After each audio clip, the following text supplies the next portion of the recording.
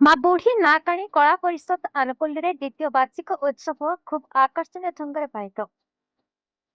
Badachana block ଅଣକା panchayat ଅନ୍ତର୍ଗତ ମହାଦେବପୁର ଗ୍ରାମରେ ମା ବୁଢୀ ନାକାଣୀ କଳା ପରିଷଦ ଆନୁକୂଲ୍ୟରେ ଦ୍ୱିତୀୟ ବାର୍ଷିକ ଉତ୍ସବ অনুষ্ঠাନର ସମ୍ପାଦିକା ତଥା ଓଡ଼ିଆ ପାଲା ଜଗତର ସୁନାମଧନ୍ୟ ପାଲା ଗାୟିକା ସୁଶ୍ରୀ କନକଲତା ସାମଲଙ୍କ ପୌରୋହିତ୍ୟରେ ଓ ପ୍ରତୀକ୍ଷ ତତ୍ତ୍ୱାବଧାନରେ ଚଳିତ ମାସ 24 ତାରିଖ ସୋମବାର ଦିନ ଖୁବ୍ ଜାକଜମକରେ ପାଳିତ ହୋଇଯାଇଛି।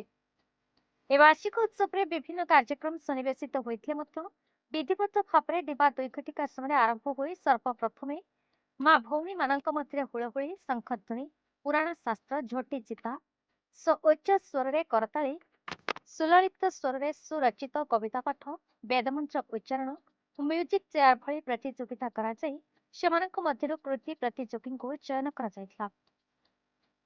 ସନ୍ଧ୍ୟା 6ଟା ସମୟରେ ଅବସରପ୍ରାପ୍ତ ପ୍ରଧାନ ଶିକ୍ଷକ ଯଶବନ୍ତ ଲେଙ୍କାଙ୍କ ସଭାପତିତ୍ୱରେ ଆୟୋଜିତ ଏହି ବାର୍ଷିକ ଉତ୍ସବରେ ମୁଖ୍ୟ ଅତିଥି ଭାବରେ ଖୋର୍ଦ୍ଧା ଜିଲ୍ଲା ବିଜେପି ସଭାପତି ତଥା ମା ଉତ୍କଳ ଭାରତୀ ପାଲା ଗାୟିକା ପରିଷଦ ଓ ଶ୍ରୀ ଜଗନ୍ନାଥ ପାଲା ମହାସଂଘର ଉପଦେଷ୍ଟା ଅଞ୍ଜନ କୁମାର ଜେନା, ମୁଖ୍ୟ ବକ୍ତା ଭାବେ ନିଖିଳ ଉତ୍କଳ ପ୍ରବକ୍ତା ପରିଷଦ ରାଜ୍ୟ ସମ୍ପାଦକ ପଣ୍ଡିତ ପ୍ରମୋଦ କୁମାର ପଣ୍ଡା, ସମ୍ମାନିତ ବକ୍ତା ଭାବେ ବ୍ୟଙ୍ଗ କବି ଶ୍ରୀ ଅବାଖ୍ୟା ଡକ୍ଟର ବୈରାଗୀ ମଲ୍ଲିକ, ସମ୍ମାନିତ ଅତିଥି ଭାବେ ଶିକ୍ଷୟିତ୍ରୀ କବୟିତ୍ରୀ ଲବଙ୍ଗଲତା ପରିଡ଼ା, ଶ୍ରୀ ଜଗନ୍ନାଥ ପାଲା ମହାସଂଘ ସଭାପତି ନିରଞ୍ଜନ ସ୍ୱାଇଁ, ମା ଉତ୍କଳ ଭାରତୀ କଳାକାର ପରିଷଦ ଉପସଭାନେତ୍ରୀ ପାଲା ଗାୟିକା ସ୍ୱର୍ଣ୍ଣପ୍ରଭା ଲେଙ୍କା, ଶ୍ରୀ ଜଗନ୍ନାଥ ପାଲା ମହାସଂଘ ସମ୍ପାଦକ ଦୁଷ୍ମନ୍ତ ବେହେରା ପ୍ରମୁଖ ଯୋଗଦେଇ ଓଡ଼ିଶାର କଳା ସଂସ୍କୃତି ଐତିହ୍ୟ ସମ୍ପର୍କରେ ସାରଗର୍ଭକ ବକ୍ତବ୍ୟ ପ୍ରଦାନ କରିଥିଲେ। ସଭା କାର୍ଯ୍ୟ ପରେ କୃତି ପ୍ରତିଯୋଗୀଙ୍କ ସହ ବହୁ ମାନ୍ୟଗଣ୍ୟ ବ୍ୟକ୍ତିଙ୍କୁ ସମ୍ବର୍ଦ୍ଧିତ କରାଯାଇଥିଲା। ଏ ଉତ୍ସବରେ ଜୁନିୟର ରାୟମୋହନଙ୍କ କଳା ପରିବେଷଣ ସଭାରେ ଆକର୍ଷଣରେ କେନ୍ଦ୍ରବିନ୍ଦୁ ପାଲଟିଥିଲା। କାର୍ଯ୍ୟକ୍ରମରେ ମା ବୁଢୀ ନାକାଣୀ କଳା ପରିଷଦର ସମ୍ପାଦିକା ତଥା ସୁନାମଧନ୍ୟ ପାଲା ଗାୟିକା ସୁଶ୍ରୀ କନକଲତା ସାମଲ ମଞ୍ଚ ସଞ୍ଚାଳନ କରିଥିଲେ। ଗ୍ରାମାଞ୍ଚଳରେ ଲୁଚି ରହିଥିବା ଲୋକଲୋଚନକୁ ଆସୁନଥିବା ପ୍ରତିଭାମାନଙ୍କୁ ଲୋକଲୋଚନକୁ ଆଣିବା ସହ ଦିଗଭ୍ରଷ୍ଟ ଯୁବ ସମାଜକୁ ସଂସ୍କାରୀ ଓ ଆଧ୍ୟାତ୍ମିକ ମାର୍ଗରେ ମାର୍ଗୀ ହେବା ପାଇଁ ଏହା ଏକ ଛୋଟିଆ ପ୍ରୟାସ ବୋଲି ଅତିଥିମାନେ ବକ୍ତବ୍ୟ ଛଳରେ କହିଥିଲେ। ସଭା କାର୍ଯ୍ୟ ପରେ ରାତ୍ରରେ ନୃତ୍ୟଧାରା ଅନୁଷ୍ଠିତ ହୋଇଥିଲା।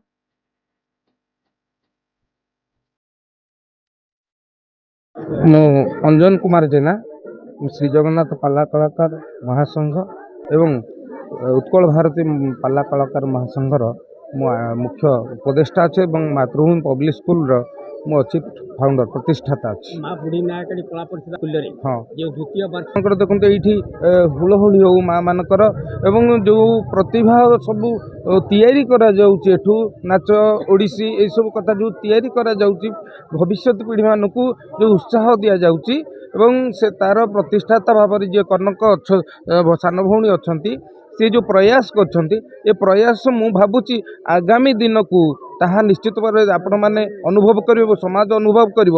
ମା ବୁଢ଼ୀ ନାହାକାଣୀ ଏଇ ଯେଉଁ କଳା ପରିଷଦର ଯେଉଁ କାମ ଅଛି ଆଗାମୀ 5 ବର୍ଷ ଭିତରେ ନିଶ୍ଚିତ ଭାବେ ଆପଣ ଅନୁଭବ କରିବେ ଏଇ କାର୍ଯ୍ୟକ୍ରମ କାହିଁକି ହେଉଛି। ଆପଣ ନିଶ୍ଚିତ ଭାବରେ କହିପାରିବେ କି ଗ୍ରାମାଞ୍ଚଳ ଲୁକାୟିତ ପ୍ରତିଭାକୁ ଲୋକଲୋଚନକୁ ଆଣିବା ପାଇଁ ଏହା ଏକ ପ୍ରକୃଷ୍ଟ ମାଧ୍ୟମ? ନିଶ୍ଚିତ। ଆମେ ଦେଖନ୍ତୁ ସହରରେ ଯଦି ଆମେ ବି ସହରରେ ରହୁଛୁ, ସହରରେ ଅନେକ ଏଇ ଛୋଟ ପିଲାଙ୍କ ପାଇଁ ବା ଆଗାମୀ ପିଢ଼ି ପାଇଁକି ଅନେକ ବ୍ୟବସ୍ଥା ଅଛି କି ସମସ୍ତଙ୍କର ପ୍ରୟାସ ରହିବ ଆଗାମୀ ଦିନରେ ଆଉ ଟିକେ ବଢ଼େଇବା ପାଇଁ। ଏ ବୁଢ଼ୀ ନାହାକାଣୀ ବାର୍ଷିକ ଉତ୍ସବ ଯେଉଁ କଳା ପରିଷଦର ହେଉଥିଲା ଏ ତ ଗ୍ରାମାଞ୍ଚଳରେ ଏକ ଲୁକାୟିତ ପ୍ରତିଭାକୁ ଜନସମାଜରେ ଆଣିବା ପାଇଁକି ସୁଦୂର ପ୍ରସାରୀ ପ୍ରୟାସ ହେଇଛି। ବଡ଼ କଥା ହେଉଛି ରାଜ୍ୟ ସରକାରଙ୍କର ସଂସ୍କୃତି ବିଭାଗ ଏ ବିଭାଗ ଦ୍ୱାରା ଅନେକ କିଛି କାର୍ଯ୍ୟକ୍ରମ କରାଯାଉଛି। ସହରମାନଙ୍କରେ ବିଶେଷ କରି ସେମାନେ ଲୋକାଦୃତ ହେଉଛନ୍ତି।